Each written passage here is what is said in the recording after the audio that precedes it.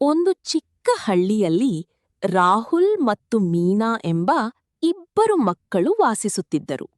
ಅವರಿಗೆ ಮಳೆಯೆಂದರೆ ತುಂಬಾ ಇಷ್ಟ. ಆದರೆ ಆ ವರ್ಷ ತುಂಬಾ ಬಿಸಿಲಾಗಿತ್ತು. ಎಲ್ಲರೂ ಮಳೆಯಿಗಾಗಿ ಕಾಯುತ್ತಿದ್ದರು.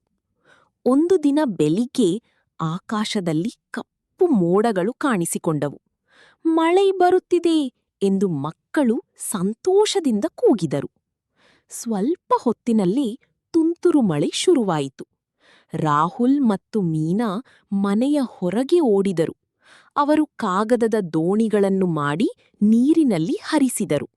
ಮಳೆ ನೀರಿನಲ್ಲಿ ಜಿಗಿದು ಆಟವಾಡಿದರು. ಆ ಸಮಯದಲ್ಲಿ ರಸ್ತೆಯ ಬದಿಯಲ್ಲಿ ಒಂದು ಚಿಕ್ಕ ನಾಯಿಮರಿ ಮಳೆಯಲ್ಲಿ ನಡುಗುತ್ತಿತ್ತು. ಅದನ್ನು ನೋಡಿ ಮೀನಾ ಹೇಳಿದಳು, "ಇದಕ್ಕೆ ಚಳಿಯಾಗುತ್ತಿದೆ, ಇದನ್ನು ಉಳಿಸೋಣ." ಇಬ್ಬರು ನಾಯಿಮರಿಯನ್ನು ಮನೆಗೆ ಕರೆದುಕೊಂಡು ಹೋಗಿ ಒಣ ಟವಲ್ನಿಂದ ತೊಳೆದು ಹಾಲು ಕೊಟ್ಟರು. ನಾಯಿಮರಿ ಸಂತೋಷದಿಂದ ಬಾಲ ಆಡಿಸಿತು. ಅದನ್ನು ನೋಡಿ ಅಮ್ಮ ಹೇಳಿದರು, "ಮಳೆ ಬಂದಾಗ ಆಟವಾಡುವುದು ಚೆನ್ನಾಗಿದೆ, ಆದರೆ ಕಷ್ಟದಲ್ಲಿರುವವರಿಗೆ ಸಹಾಯ ಮಾಡುವುದು ಇನ್ನೂ ದೊಡ್ಡ ಒಳ್ಳೆಯ ಕೆಲಸ." ಆ ದಿನ ಮಕ್ಕಳು ಮಳೆಯ ಜೊತೆ ಆಟವಾಡುವುದರ ಜೊತೆಗೆ ದಯೆಯ ಮಹತ್ವವನ್ನು ಕಲಿತರು.